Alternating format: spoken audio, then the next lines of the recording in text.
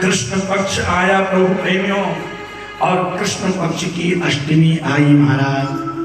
मंदम मंदम, सुग्रीव कहते राजन, आज रात के समय पे बादल गरज रहे हैं और मंद मंद होकर के क्या हो रहा है, बरसात हो रही है महाराज। और महाराज क्या बताएं, इतना सुंदर दृश्य हो गया राजन कि मंदम मंदम जलधरा, सुंदर सुंदर बादल भगवान के दर्शन करने के लिए मेघ गरज रहे हैं, मेघा। और महाराज मंद मंद बरसात हो रही है, सारा वातावरण महाराज सुगंधमय हो गया है। रात के 12 बजे ठीक प्रभु प्रेमियों, और महाराज तमद्भुतंबा लग अंबुधिक्षणम, ठीक रात को 12 बजे मैया और महाराज वसुदेव जी के सामने भगवान प्रकट हो गए। गुरु भक्त वत्सल भगवान की। लेकिन सुग्रीव कहते हैं राजन, जब भगवान प्रकट हुए तो महाराज 6 फुट लंबे प्रकट हुए ना, और महाराज हाथ में शंख चक्र गदा पद्म सब लिए हुए हैं। अरे मैया ने देखा, अमद्भुतंबा लग अंबुधिक्षणम चतुर्भुजं संग गदा गदायुधम। सुग्रीव कहते हैं कि भगवान ये शंख चक्र गदा पद्म अपने हाथ में लिया हुआ है, और मैया ने देखा ये तो साधारण भगवान है, ये साधारण बालक नहीं तो भगवान है। मैया ने भगवान ने कहा, मैया आपको मेरा प्रणाम है। मैया प्रणाम, बोले चिरंजीव हो बेटा। अच्छा मैया, आप एक बार मुझे बेटा बोल दो, और मैंने आपको माँ बोल दिया, मैं अभी मामा जी को मार करके जा रहा हूँ। हे प्रभु, ऐसा कोई बेटा होता है? माता पुनि बोली सोमति डोली, अरे तजं तातया रूपा। हे प्रभु, मैंने आपको बेटा बना करके प्रार्थना की थी कि मेरे घर में बेटा बन गया, और तुम तो मेरे पिता जैसे बन के आ गए हो। हे प्रभु, अगर मेरा बालक बनना है तो इस रूप छोड़ना पड़ेगा।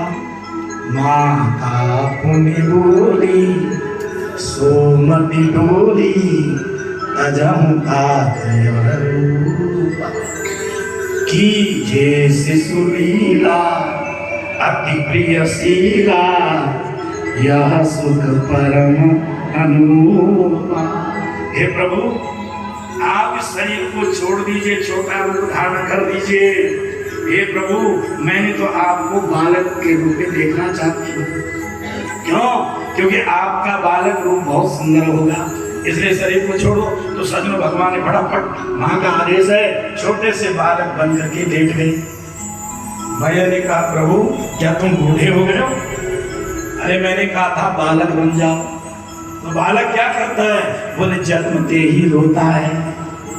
तो सजनों, मैया ने कहा कि रो, तो महाराज फिर भगवान क्या करने लगे? माँ ने कहा कि रो, तो भगवान रोदन ठाना, भगवान रोना शुरू कर दिया।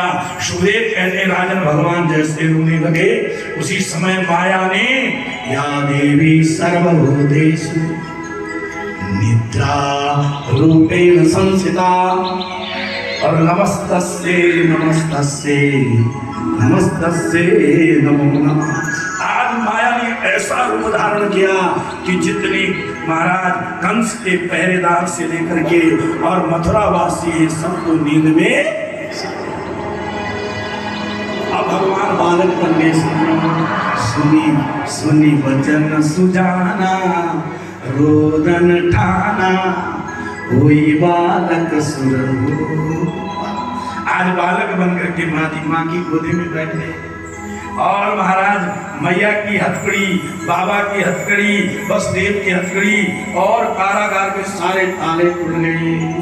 ओहो सजन, जैसे भगवान बालक बने, माँ रोने लगे। बोले प्रभु रूपम यत् तक, क्योंकि भगवान ने अपनी माया को भेज दिया ना। कहा कि हे प्रभु, आप इतनी सुंदर हो, और सतमात्रम निर्वस्तेषु मेरे इतने पुत्र हुए हैं, एक बेटा का तो पता नहीं चला, लेकिन 7 पुत्रों में से ऐसा कोई नहीं था। और अभी अभी कंस आपको मार देगा तो भगवान फिर बड़े हो गए। अरे बोले मैया रो मत, वसुदेव जी आप मुझे उठा करके और महाराज नंद बाबा के घर गोकुल छोड़ो, और के घर में बेटी हुई उसको लेके आ जाओ। सजन वसुदेव जी ने सूप में भगवान को रखा, और सुखदेव कहते हैं राजन उसी समय शेष भगवान फण को धारण करके और महाराज भगवान के पीछे खड़े हो गए। अब सजनों जैसे बाबा, जैसे महाराज वसुदेव जी जा रहे हैं, वैसे प्रभु प्रेमियों जमुना जी भगवान को देखने के लिए क्योंकि भादों का महीना, जैसे जमुना मैया चला ऊपर आ रही है, भगवान समझ गए भगवान ने अपनी चरण रखे और जमुना मैया शांत हो गई, रास्ता ले लिया। और सजन वसुदेव जी भगवान को लेकर के चले गए कहाँ? नंद बाबा के घर में। लाला को रख लिया, माया को लेकर के आ गए।